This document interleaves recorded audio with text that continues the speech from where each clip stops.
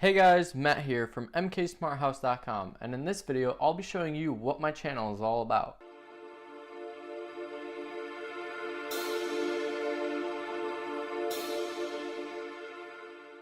Welcome to my smart home. This is a system I designed that is a large majority of DIY homemade smart devices. When I say DIY, I mean I designed and coded most of these devices.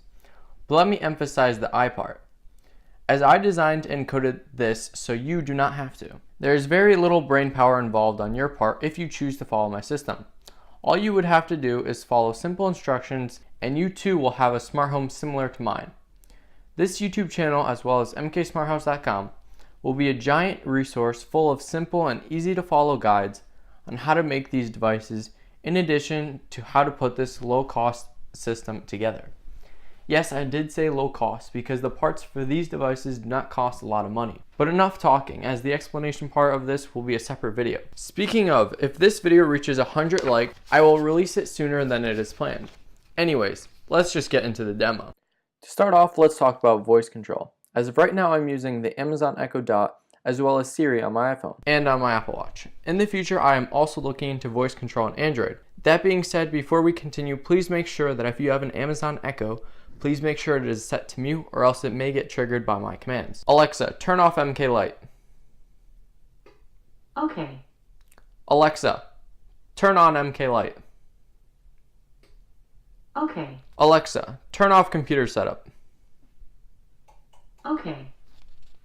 So as you saw, when I triggered it to turn off my computer setup, it turned off my monitors and it also turned off my USB accessories as well as power to these devices. So right now, if I wanted to turn on this printer, I can't. Alexa, turn off TV setup.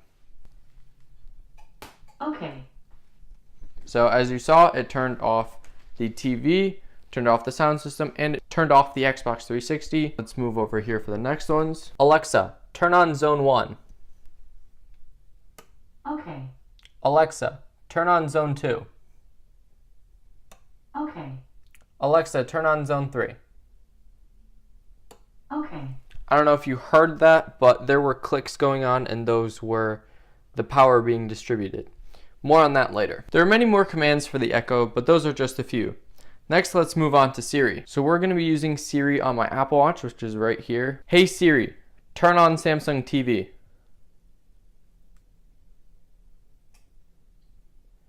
And as you saw, it turned on my Samsung TV. Hey Siri, turn on sound system. See, sound system turned on. Hey Siri, turn on Xbox 360. So now, if I go over to my Xbox and press power, it can turn on. Hey Siri, turn on Dell monitors. See, the monitors just came online. Let's go back to the sprinkler system. Hey Siri, turn off sprinkler system. I don't know if you heard the clicks, but they did click. More on that later. Same thing with the Echo. Those were just a few commands. There are many more, but just to keep this video a little shorter, I won't say them all. Don't worry, there will be another separate video for that. Now let's take a look at the different user interfaces as well as the different devices you can control the system from. First, and my favorite, is the wall-mounted interface. I like it because you can turn anything on or off at any time and it is motion activated. Let's turn off the lights, turn them back on, and then let's also turn off the Samsung TV. As you can see over there, it's off, and let's turn it back on. Another cool thing is that if I cast something to the Chromecast, I can play,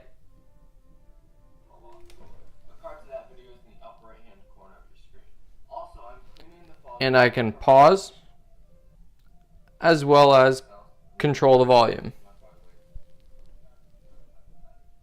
First, let's go over the material.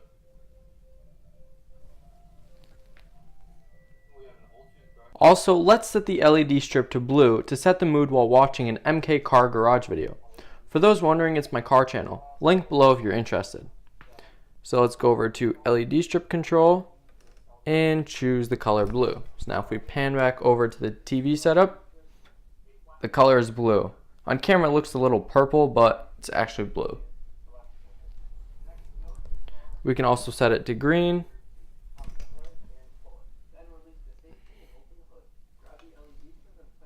And many more colors to choose from. Literally any color you would want. But let's go back and pause the video. In addition, I can also control the security system from here. It shows me the status of the system, the status of the door, and I can also turn it on from here. So let's enter the password and press enter to turn it on.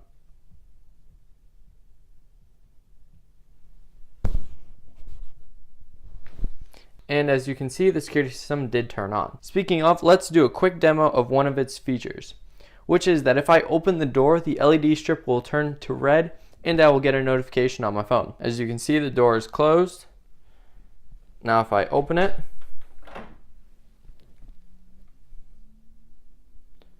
the LED strip turned to red and I got a notification on my phone. Lastly, my favorite thing is the fact that I can control the blinds from here. So we can close, open, and set them to half.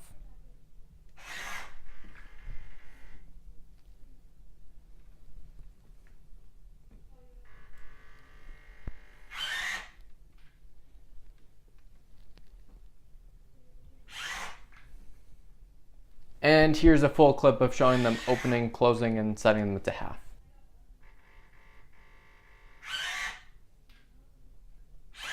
Next is mobile device user interface, which works on iOS and Android.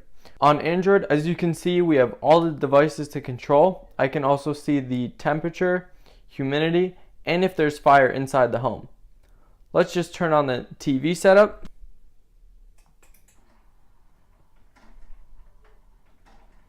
And turn on the computer setup. iOS control is pretty much the same thing as Android, but on iOS you can also control stuff from the Home app, such as turn off the TV setup and turn on Zone 1, which is the sprinkler system, but since it is currently winter, I don't have it connected. Instead, I have it connected to the fire sensor for demo purposes. Finally, I can access the system from pretty much any web browser. So to do so, Alexa, turn on computer setup. Okay. And as you can see, I currently have it open and have access to all the different control devices. For the last part of the video, I'm going to quickly show you the devices and exactly which ones are controlled, as well as which ones send information. This will not be detailed because the more detailed information will be in the next video, which is the explanation one. This is the control wall, and it is basically what controls the entire house. Don't worry about the gray panels, we will not be touching those. Instead, we will be focusing over here on the network and servers for the smart home. Next is the door sensor, and it sends information to the server.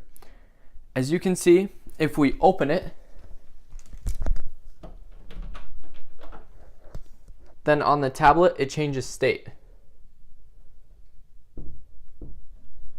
Moving to the right, we have the sprinkler system, which we can control the different zones. Attached to it is the fire sensor, so if I activate zone 1, then the fire sensor will send a notification. In the media center over here, we have a power strip, which I can individually control the different devices, such as the TV, sound system, and Xbox 360. Also, I can control the LED strip and choose any color. As we keep moving to the right, we can see the blinds, which as you know are controllable. So currently it has 3 functions: open, close, and half. Then finally we have the desk, which also, like the media center, has a power strip, and each component can be individually controlled: the monitors, MacBook charger, and the accessories. So that's it. That is my smart home / smart room. But those are not all the devices. There are some that I did not show, and there are ones that I'm also currently working on. If you are interested in making or learning how to make these devices, or even if you just like smart home tech, then subscribe because there are plenty of videos coming. Speaking of, if you guys want to see the next video faster than it is scheduled, then help get this video to 100 likes. Also, go to mksmarthouse.com and on the homepage, vote for which device you would like to have a guide for first. While you are there, you can get some more information on MK Smart House. Finally, if you want some behind the scenes and what I'm currently working on, then follow MK Smart House on social media. The links are in the description. Alright, thank you for watching, and if you have any questions, leave them in the comment section below, or head over to the MK Smart House forum, where you have a better chance of getting it answered. Goodbye!